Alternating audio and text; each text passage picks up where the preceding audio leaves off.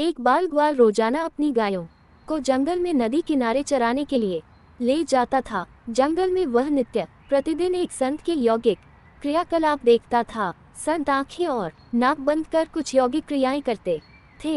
एक दिन उससे रहा नहीं गया।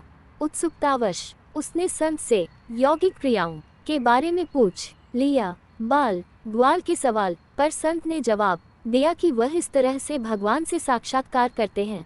संत के प्रस्थान करने के बाद ग्वाला भी यौगिक क्रियाओं को दोहराने लगा और इस बात का संकल्प ले लिया कि आज वह भगवान के दर्शन साक्षात करके ही रहेगा। ग्वाले ने अपनी दोनों आंखें बंद कर ली और नाक को जोर से दबा लिया। श्वास प्रवाह बंद होने से उसके प्राण निकलने की नौबत आ गई। उधर कैलाश पर्वत पर महादेव का आसन डोलने लगा। शिव ने देखा कि एक बाल ग्वाल उनसे साक्षात्कार करने के लिए कठोर तप कर रहा है। उसके हठ को देखकर शिव प्रकट हुए और बोले, वत्स, मैं तुम्हारी तपस्या से प्रसन्न हूँ और तुमको दर्शन देने आया हूँ। ग्वाले ने बद आँखों से इशारा कर पूछा, आप कौन हो? भोलेनाथ ने कहा, मैं वही भगवान हूँ जिसके लिए तुम इतना कठोर तप कर रहे हो। ग्वाले ने आंखें खोली और सबसे पहले एक रस्सी लेकर आया। चूंकि उसने कभी भगवान को देखा नहीं था, इसलिए उसके सामने पहचान का संकट खड़ा हो गया। उसने भगवान को पेड़ के साथ रस्सी से बांध दिया और साधु को बुलाने के लिए भाग कर गया।